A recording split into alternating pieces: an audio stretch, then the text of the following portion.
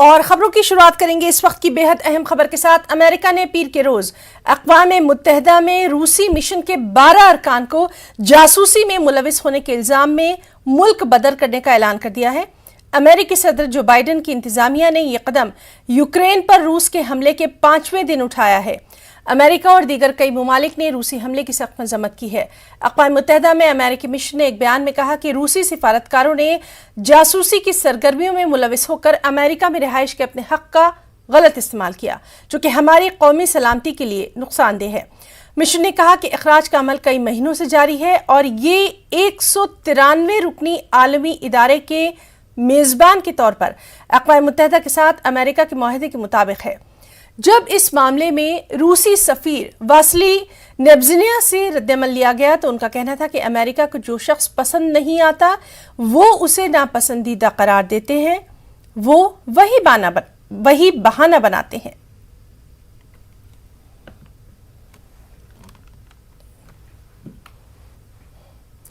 रूस यूक्रेन जंग का आज 6वां दिन है। इस जंग के खात्मे के लिए दोनों ममालिक के हुक्काम के दरमियान मुलाकात का पहला दौर भी हो चुका है, लेकिन रूसी फौजी यूक्रेन के शहरों पर हमले भी लगातार कर रहे हैं। खबर रसा एजेंसी के मुताबिक खार्कीव और कीव के दरमियान वाक़ई शहर उक्तरेका में रूसी फौज ने एक फौजी अड्डे को निशाना बनाया। इसके बाद 70 से ज़ायद यूक्रेनी फौजी हलाक हुए, जबकि मुतादिद जख्मी हुए। यूक्रेनी हुक्काम के मुताबिक ये वाज़ेह नहीं कि आया हलाक होने वाले तमाम आम शहरी थे या फौजी।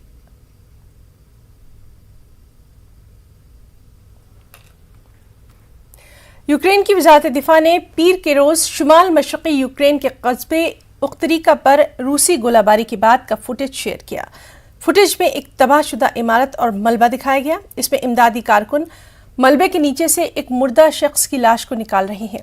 न्यूज़ एजेंसी के मुताबिक रूसी फौज की जानिब से उख्तरीका में एक बैरक को निशाना बनाया गया, जो रूस की सरहद के करीब सोमी के इलाके में वाक़ है। यूक्रेन इंतजामिया के मुताबिक इस हमले में कम से कम 6 शहरी हलाक और कई जख्मी हुए हैं।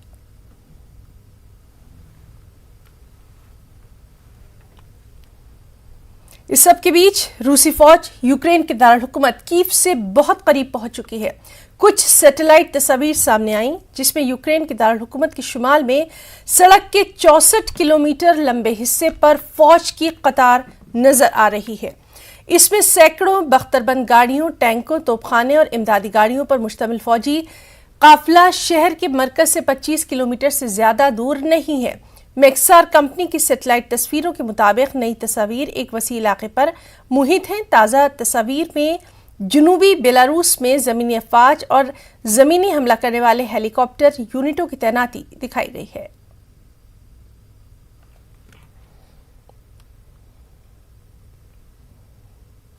रूस और यूक्रेन के दरमियान जारी जंग में हजारों अफराद अपनी जानों से हाथ धो बैठे हैं।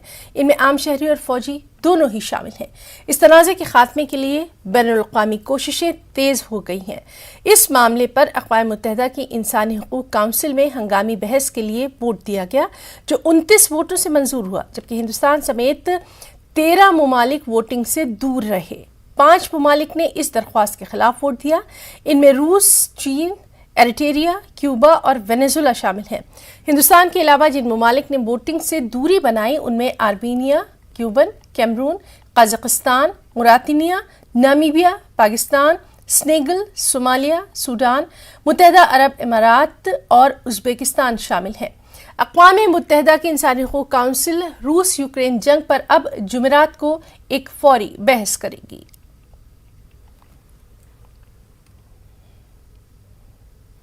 रूसी फौज के जरिए कीव पर हमले में तेजी के साथ ही हिंदुस्तान ने एडवाइजरी जारी की है। वज़ारत ख़ारजा ने अपनी एडवाइजरी में तमाम हिंदुस्तानी शहरियों से फौरी कीव छोड़ने की हिदायत दी है। एडवाइजरी में कीव में मुक़ीम हिंदुस्तानी शहरियों से ट्रेन या दीगर किसी ज़राए से कीव छोड़ने की हिदायत दी गई है।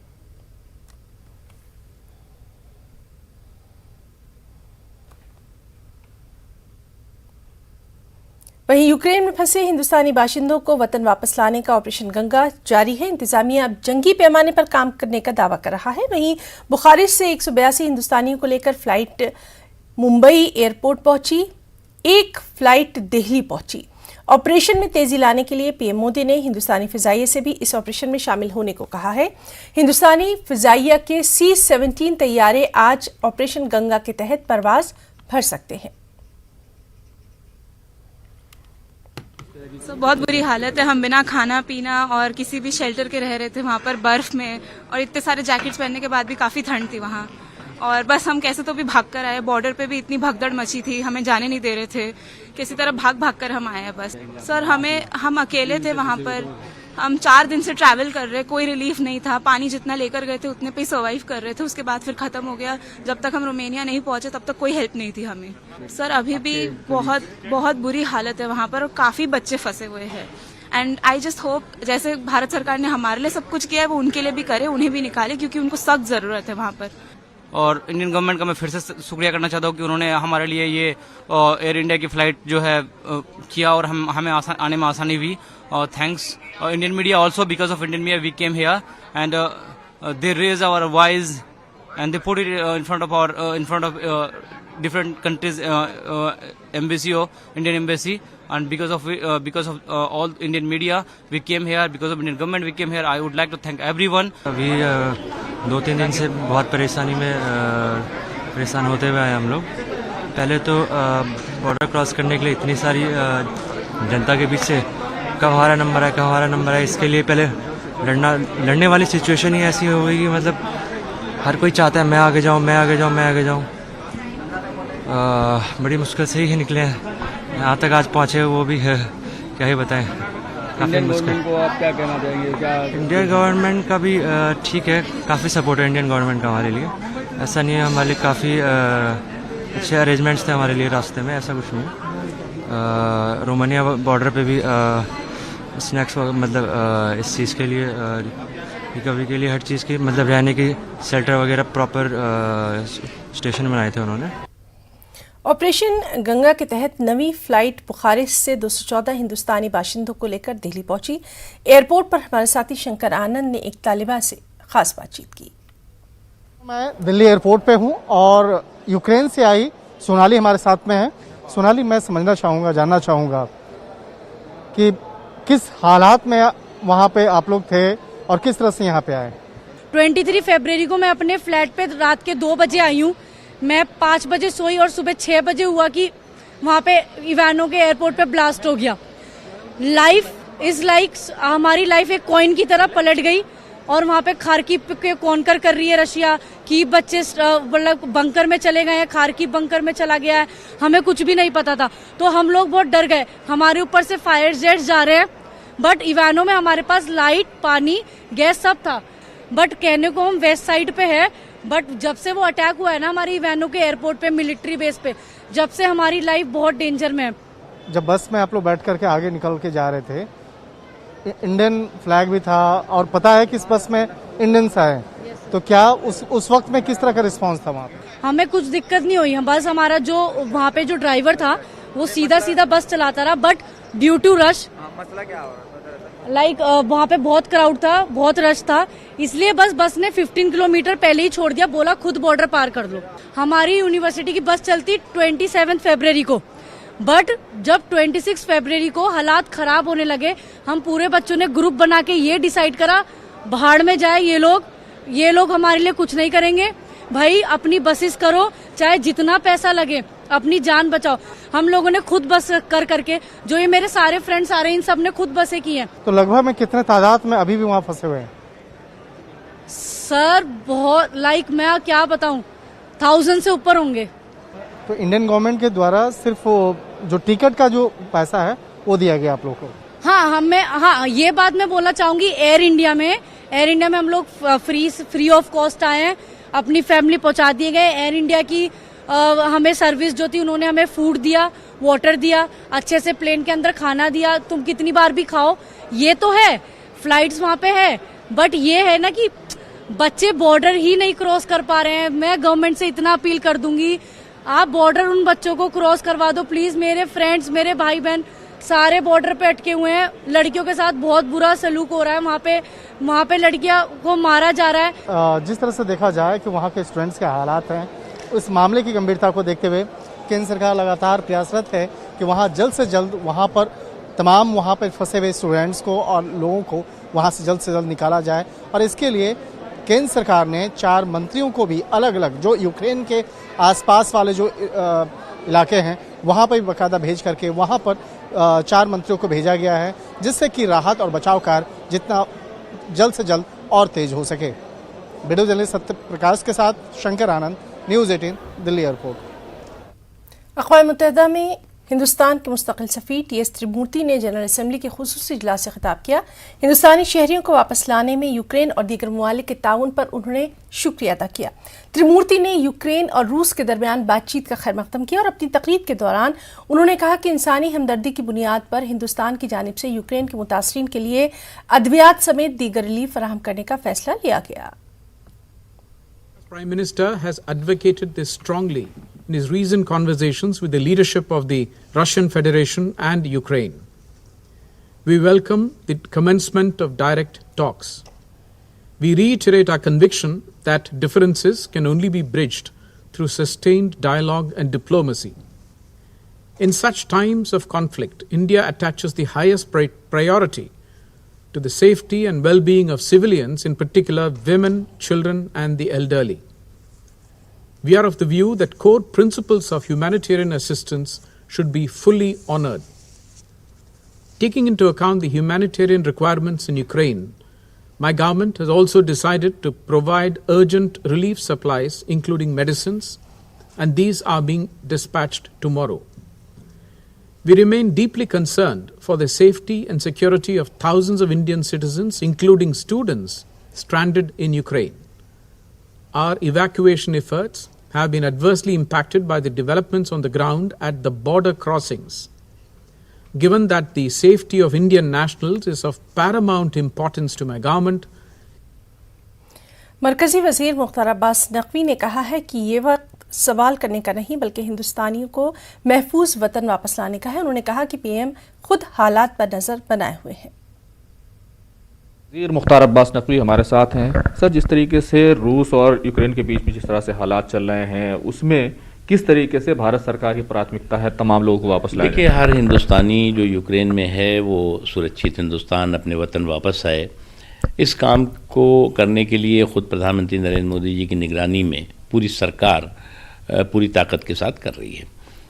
आप जैसा कि जानते हैं कि हालात सामान्य नहीं है, युद्ध हो रहा है, बहुत संकट का समय है, और उस संकट के समय में संवेदनशीलता के साथ हर हिंदुस्तानी को सुरक्षित हिंदुस्तान वापस लाया जा सके, और इस काम को शुरू हो चुका है। और मैं मानता हूँ कि ख़ुद प्रधानमंत्री जी निगरानी भी कर रहे हैं, देख रेख भी कर रहे हैं, और जो भी इसके डिप्लोमेटिक चैनल्स हैं उसके तहत भी हम लोग काम कर रहे हैं। अगर देखें तो पूरे मुल्क से ही बहुत सारे लोग हैं जो वहाँ फंसे हुए हैं, लगातार सरकार से गुहार लगा रहे हैं, तो किस तरह का आश्वासन उनको देंगे? देखिए, मुझे लगता है कि बहुत ही एक संकट का तो समय है ही, वो भी संकट में है, ये बात भी सही है, इसको हमें स्वीकार करना होगा। हम उनको ले करके सुरक्षित आए, ये हमारी प्राथमिकता है, और इस प्राथमिकता के साथ ही सरकार काम भी कर रही है।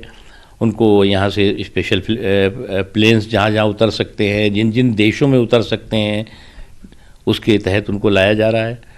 आप दुआ करिए ऊपर वाले से, खुदा से, भगवान से, गॉड से, कि सभी लोग सुरक्षित हिंदुस्तान आ सकें और इस संकल्प के साथ हम काम आगे कर सकें। राहुल गांधी हो, प्रियंका गांधी हो या विपक्षी पार्टियां हो, वो लगातार ये कह रही हैं कि सरकार ने देर करी, तो क्या देर हो गई थी? देखो, मुझे क्या लगता है, इस वक्त सवाल का समय नहीं है, समाधान का समय है।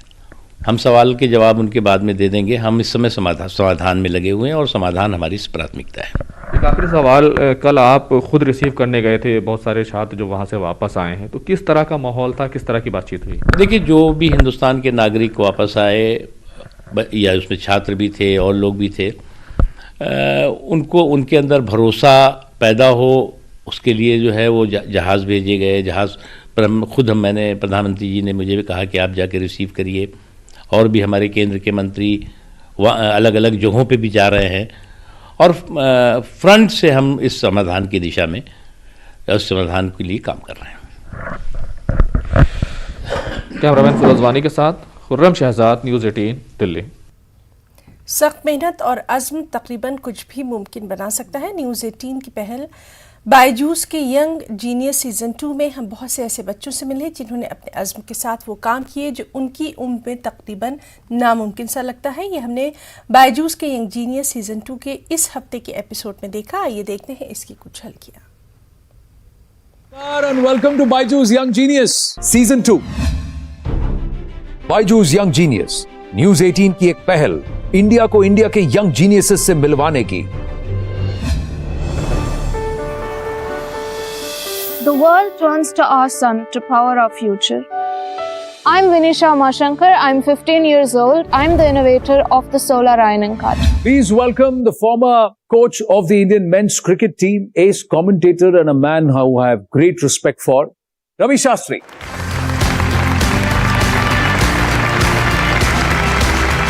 How are you? Genius? Really great. आइए बैठिए। This is Vinisha Umashankar, हमारी young genius. I read her speech, glimpses of it. I saw it when she was there for the COP26. The way she spoke, no stage fright whatsoever. Many, many congratulations. You know what she did there? People keep talking about the future. She brought the future to the present. Fabulous. Thank you so much. And I think that's a really nice way to put that. Bringing the future into the present. हमारे अगले genius बहुत छोटी सी उम्र में बहुत बड़ी जिम्मेदारी संभाले हुए हैं। सितार वादन में सबसे प्रसिद्ध घरानों में से एक जयपुर सेनिया घराने के चश्मो चिराग सितार में महारत हासिल कर चुके हैं। अपने घराने की शान बढ़ाते ये हैं दिल्ली से अधिराज चौधरी। मेरा नाम है अधिराज चौधरी और मुझे सितार बजाना बहुत पसंद है।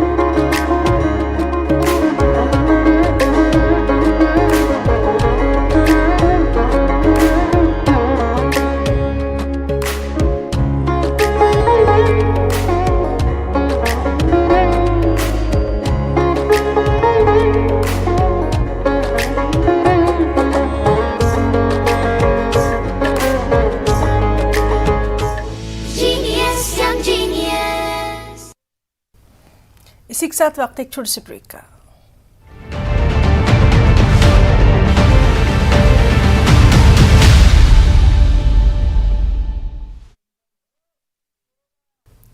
रूस और यूक्रेन के दरमियान जारी जंग से हजारों हिंदुस्तानी तलबा मुतासिर हुए हैं। पुरानी दिल्ली के राकेश कुमार गौतम का इकलौता बेटा और MBBS 3rd ईयर का तालिब इल्म दीपांशु गौतम यूक्रेन में फंस गए हैं। अहले खाना का कहना है कि वो रोमानिया तक पहुंच गए हैं, लेकिन सरहद पर लंबी लाइन है और भारत के लिए सिर्फ 2 परवाजें आ रही हैं जिनको बढ़ाया जाना चाहिए। और यूक्रेन के बीच जंग चल रही है और उसमें हिंदुस्तान के हजारों छात्र छात्राएं फंसे हुए हैं। ज़्यादातर लोग वहां मेडिकल की एजुकेशन लेने गए हुए थे। उसमें से एक हैं दीपांशु गौतम, उनका परिवार हमारे साथ हैं। हाँ, वो कल 10 किलोमीटर पैदल रन करके रोमानिया बॉर्डर में एंटर हुआ। 10 किलोमीटर तो वहाँ पर थोड़ी सिचुएशन ख़राब थी। वहाँ पर ऑलरेडी 2,500 से 3,000 बच्चे थे जो वहाँ बॉर्डर पर यूक्रेन बॉर्डर पर रुके हुए थे एंटर करने के लिए रोमानियन बॉर्डर में। वहाँ काफ़ी ज़्यादा भीड़ थी, बच्चे पैनिक हो रहे थे। -5 डिग्री टेम्परेचर था, बच्चों को सर्दी भी लगी हुई थी। खाने पीने के लिए इतनी फैसिलिटीज़ नहीं थी बच्चों के पास, जो भी था वो खाया, बाकी बच्चे भूखे थे, तो काफ़ी पैनिक हो रहे थे। जो रोमानिया बॉर्डर है वहाँ पर इमिग्रेशन ऑफिसर की संख्या कम थी, फ़्लाइट की अपडेट भी कम थी, लेकिन हमारे भारत सरकार ने, भारत के प्रधानमंत्री मोदी साहब ने फ़्लाइट अवेलेबल करवा दी थी, जिससे कि एक फ़्लाइट में 240 बच्चे आते हैं। 1,000 बच्चे आज की डेट में अभी तक इंडिया वापस पहुंच चुके हैं। रोमानिया बॉर्डर से बुरकास्ट एयरपोर्ट से इंडिया के लिए रवाना हो चुके हैं, जो दिल्ली भी पहुंच चुके हैं। जी मतलब काफ़ी आप लोगों को अब सुकून मिला है कि रोमानिया बच्चा पहुंच गया है जी। तो इन 7 दिनों में क्या आप पर गुजरी? आप एक माँ हैं और तमाम चिंताएं हो रही होंगी, क्या कर रहे थे, क्या सोच रहे थे? सर हम तो यही सोच रहे थे कि हमारा बच्चा किसी तरह कैसे भी यहाँ वापस आ जाए, पर ऐसे हालात थे ही नहीं कि बच्चा वापस आ सके। हमें ये उम्मीद भी नहीं हो पा रही थी।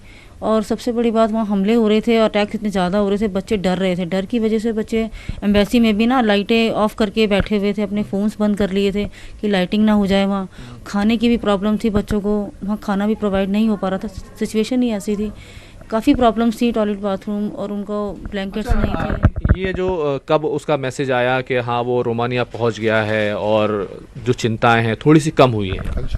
कल शाम को बच्चे का मैसेज आया एंड बच्चे ने वॉइस मैसेज किया था कि मम्मा अभी हम यहाँ पहुँच गए हैं, थोड़ी राहत है पहले से, तो अभी यहाँ लोग हमें हेल्प कर रहे हैं और ब्लैंकेट्स दिए हैं और कपड़े भी उन्होंने दिए हैं और खाने पीने की चीज़ें दे रहे हैं, बहुत हेल्प कर रहे हैं, मेडिकल फैसिलिटीज भी हाँ दे रहे हैं, जी। दवाइयाँ भी अच्छा, प्रोवाइड कर रहे हैं। अब क्योंकि वो वहाँ पहुँच गया है तो अब आप क्या चाहते हैं कि क्या चीज़ें हों और किस तरीके से उसकी वापसी का शेड्यूल को तय हो रहा है?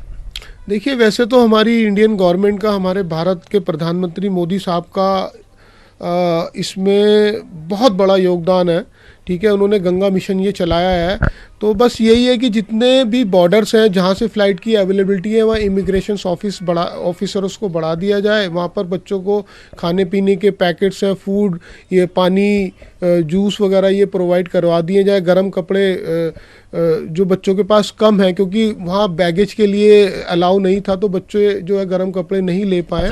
क्या फ़्लाइट के बारे में बात हुई कि वो कब तक वापस आ पाएगा, क्योंकि जो सेफ पैसेज में तो वो पहुंच गया है और एयरपोर्ट की तरफ भी बढ़ रहा है? फ़्लाइट के लिए अभी कुछ उसने बताया नहीं है, क्योंकि बच्चे ऑलरेडी वहाँ शेल्टर में फ़्लाइट के लिए वेट कर रहे हैं जो उससे पहले पहुँचे हुए थे। आई थिंक जहाँ तक हमें पता है फर्स्ट कम फर्स्ट बेसिस पे फ़्लाइट है, लेकिन हमें ये उम्मीद है कि जितने भी बच्चे वहाँ शेल्टर में पहुँचे हैं और जो लोग बॉर्डर के उस तरफ है वो सब रोमानिया बॉर्डर या दूसरे बॉर्डर पे शेल्टर में पहुँचेंगे और एक एक बच्चा हमारा भारत लौटेगा। प्रक्रिया चल रही है लेकिन थोड़ी सी स्लो है, इसको तेज़ करने की आवश्यकता है। थोड़ा सा प्रक्रिया को तेज़ किया जाए, फ़्लाइटों की संख्या बढ़ाई जाए तो बच्चे जल्दी से जल्दी घर पहुंचेंगे, उनके माँ बाप, उनके रिश्तेदार जो सब परेशान हैं उनकी परेशानियां ख़त्म होंगी।